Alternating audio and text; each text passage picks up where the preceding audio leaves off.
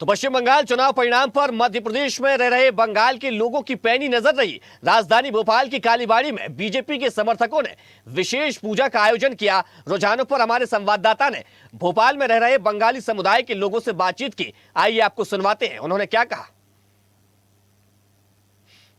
बंगाल चुनाव के रिजल्ट आने वाले हैं और इस बार विधानसभा चुनाव जो बंगाल में 2026 में हुआ उस पर पूरे देश की और दुनिया भर की निगाहें हैं।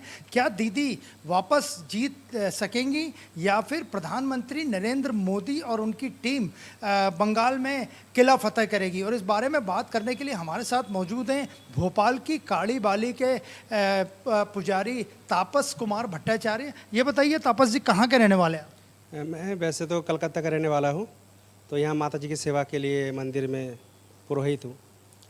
और क्या लगता है इस बार अब चुनाव के रिजल्ट आने, भाजपा आगे चल रही है? हाँ, भाजपा तो आगे चल रही है और ये तो अच्छी बात है, क्योंकि जनता भी चाहते हैं कि भाजपा ही आए, क्योंकि बंगाल का तो स्थिति किसी से छुपा नहीं है, सभी को मालूम है क्या परिस्थिति है और कितना दुर्दशा हो गई है।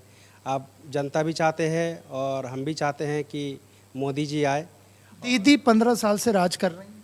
हाँ, राज तो कर रही है, लेकिन ये क्या है कि कुछ जनता तो नहीं चाहते हैं कि दीदी करे, लेकिन कुछ राजनीति के कारण ये बंगाल का हालत बहुत ख़राब हो गई है।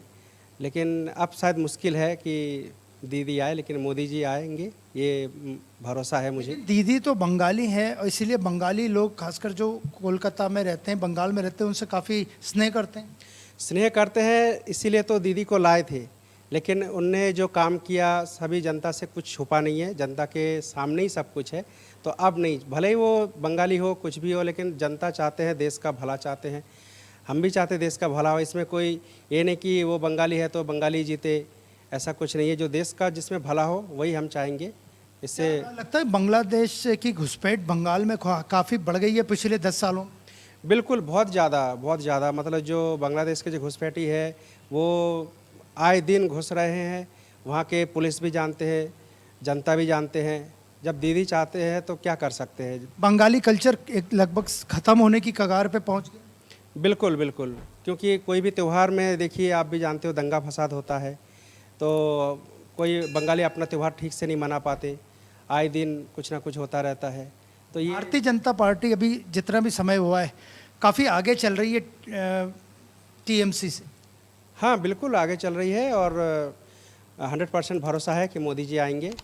और मैं भी माँ काली से ही प्रार्थना करता हूँ कि मोदी जी आए, जिसमें जनता का भला हो, हमारे देश का, हमारे राज्य का भी भला हो, यही प्रार्थना है। अमित शाह जी ने लगातार कई दिनों तक मोर्चा संभाला इस बार बंगाल में।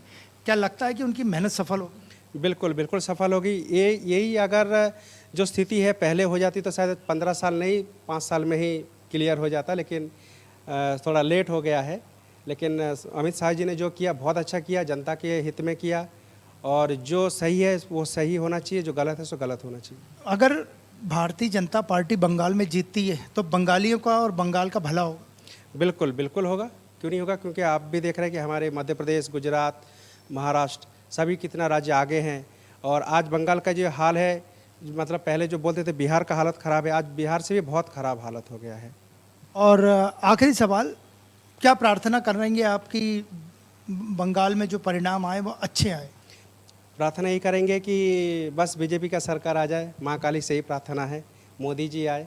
हमारा तो यही शुरू से मैं चाह रहा हूँ, बस माता जी भी सुन ले, यही मेरा प्रार्थना है। तो ये थे हमारे साथ भोपाल की कालीबाड़ी के पुजारी तापस कुमार भट्टाचार्य, और उनका बंगाल के ही वे रहने वाले हैं, कोलकाता के। और उनका साफ कहना था कि माँ से वो सुबह से यही प्रार्थना कर रहे हैं कि भारतीय जनता पार्टी की सरकार बने, और अमित शाह केंद्रीय गृह मंत्री जिन्होंने बंगाल के चुनाव में इतनी मेहनत की है और प्रधानमंत्री खुद वहाँ उतरे थे मैदान में, उनकी मेहनत सफल हो और बंगालियों का और बंगाल का दोनों का, भारतीय जनता पार्टी अगर बंगाल में सरकार बनाती है तो फ़ायदा होगा।